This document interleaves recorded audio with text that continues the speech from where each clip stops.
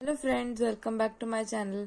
तो आज हम करेंगे इंग्लिश लिटरेचर का chapter number 1, the world in a wall. तो ये जो चैप्टर है ये लिखा था गेरल्ट ड्यूरेल ने।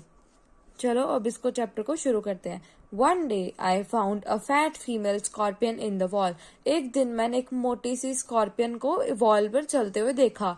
उसने जब मैंने उसको पहली पहली बार देखा तो उसको लगा कि उसने कोई पेल फॉन फर कोट पहना हुआ है। तो उसको अच्छी तरह मतलब देखने के लिए उसके करीब गया। स्कॉर्पियन के गैरी जो था वो उसके करीब गया। ये जिसने मतलब ये लिखा है उसका नेम, उसको गैरी भी कहा जाता था। तो वो उसके पास जब देखने गया कि है क्या असलियत में वो चीज, तो उसने देखा mass of tiny babies clinging to the mother's back. Clinging मतलब चिपके हुए। तो उसने देखा कि जो टाइनी उसके छोटे छोटे बच्चे थे वो उसकी पीठ पर चिपके हुए थे, अपनी मदर के पीठ पर। I was इनरेप्चर्ड। इनरेप्चर्ड मतलब मंत्रमुग्ध हिंदी में जिसको बोलते हैं हम। बाय दिस फैमिली मतलब उसको मंत्रमुग्ध हो जाता है एकदम से ये फैमिली, इस परिवार को देख के। And I made up my mind to smuggle them. और मैंने अपना दिल बना लिया उनको स्मगल करने का। स्मगल मतलब take something secretly to place, मतलब कोई चीज को लेके जाना चुपके से, मतलब किसी को बिना बताए घर के अंदर। Them into the house and up to my bedroom, तो उसको अपने बेडरूम में धीरे से ले जाना। So that I might keep them and watch them grow up, तो मैं उनको देख सकूं कि वो कैसे मतलब बड़े होते हैं। विद इन्फिनाइट केयर, और बहुत केयर के साथ।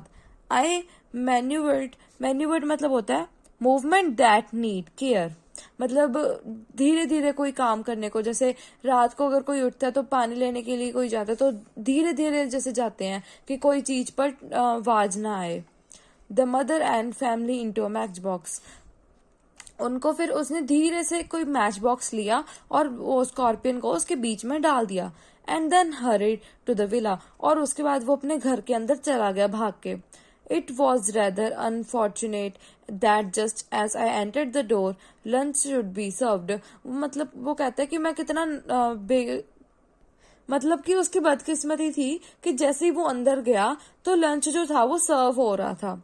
However, I placed the matchbox carefully on the mantelpiece in the drawing room.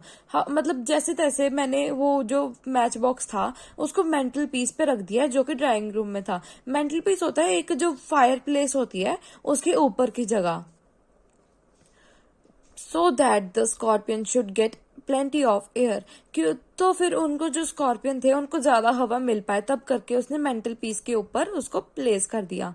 And made my way to the dining room, और मैंने अपने डाइनिंग रूम की तरफ चल दिया।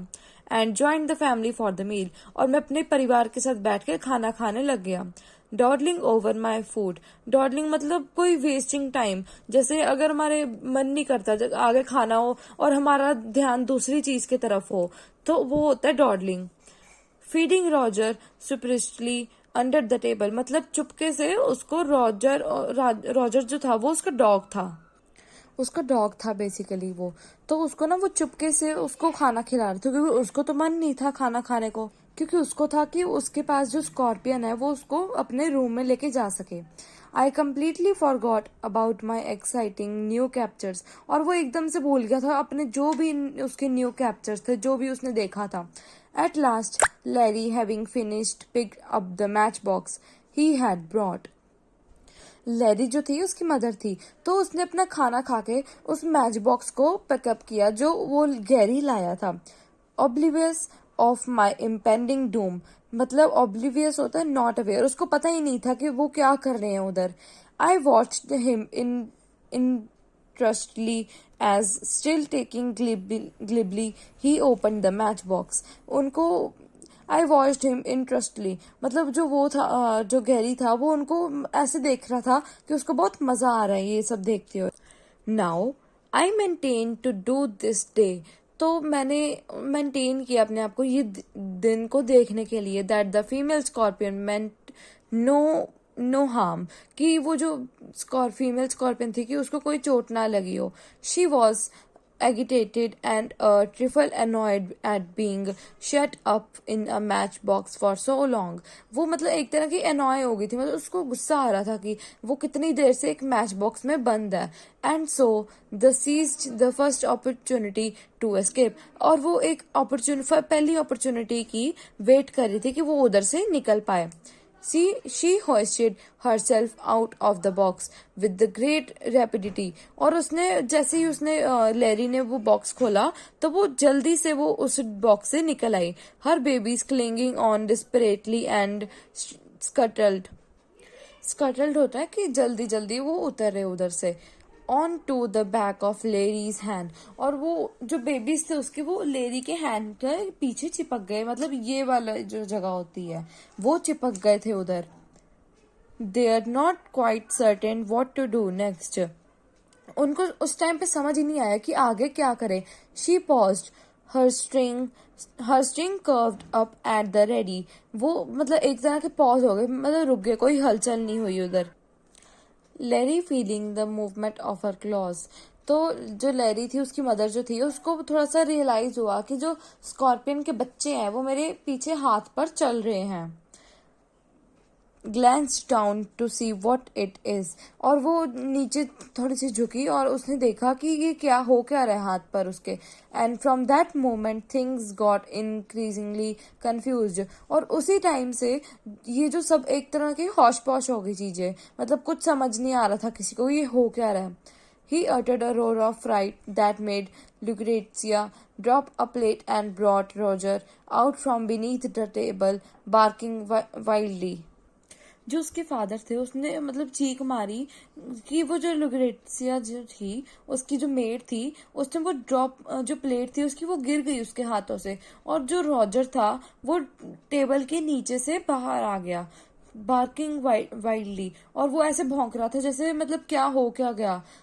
With a flick of his hand, he sent the unfortunate scorpion flying down the table. और उसने बदकिस्मती से जो स्कॉर्पियन था वो जो टेबल के नीचे चला गया.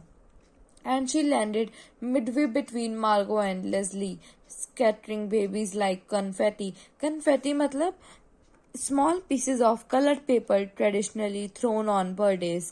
ये मतलब जो छोटे छोटे पीसेज होते हैं जैसे पार्टी पॉपर जो फोड़ते हैं उसमें जो बीच बीच में छोटे छोटे पेपर होते हैं वो होते हैं ये confetti.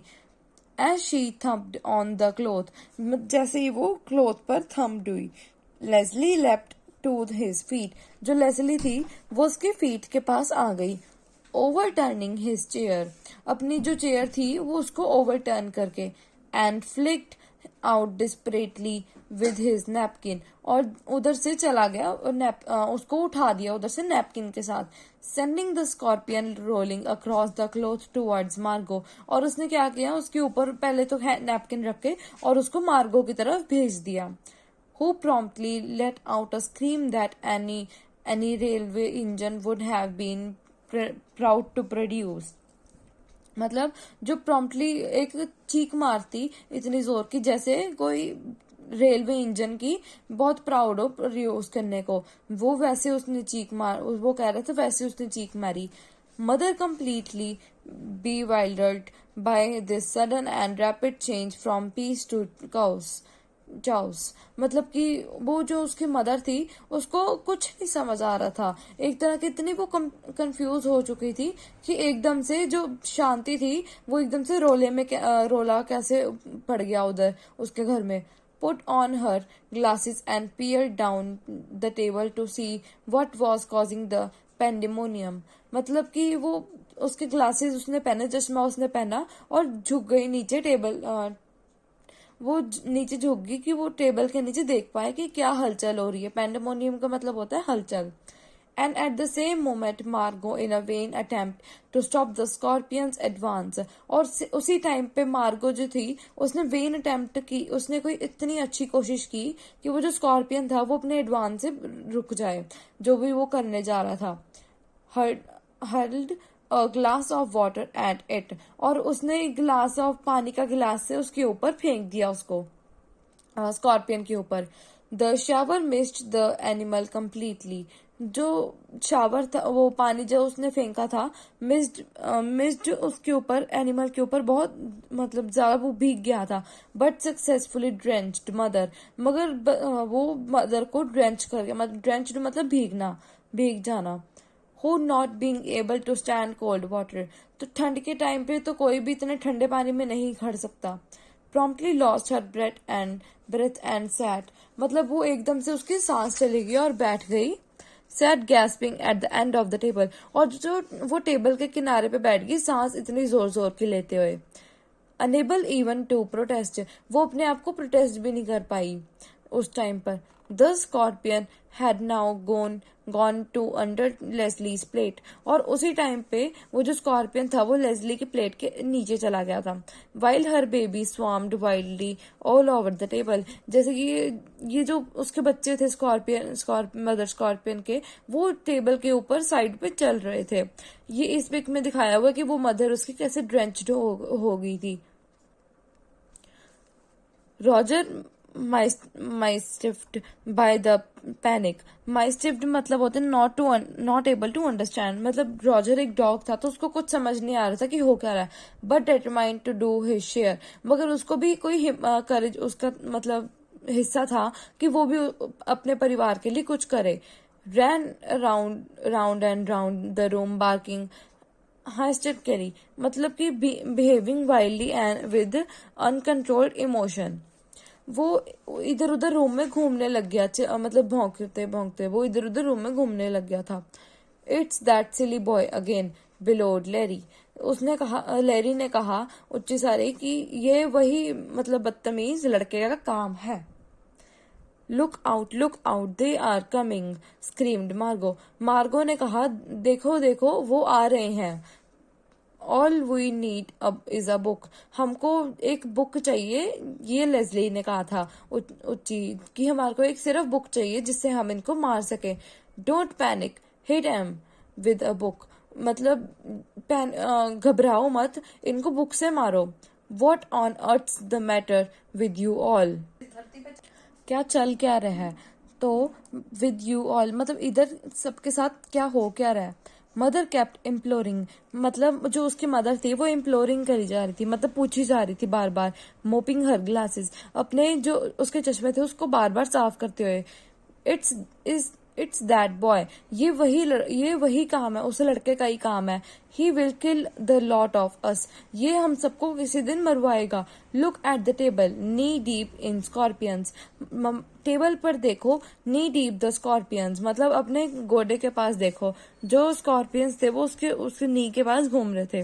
Quick do something, look out, जल्दी जल्दी कुछ करो, देखो देखो। Stop screeching and get a book, मतलब कि चिल्लाना बंद करो और एक बुक लाओ। फॉर गॉड सेक, भगवान के लिए चिल्लाना बंद करो और एक बुक लाओ। You are worse than the dog, उसने कहा तुम उस डॉग से भी बुरी हो। शट अप रॉजर, मतलब चुप रहो रॉजर।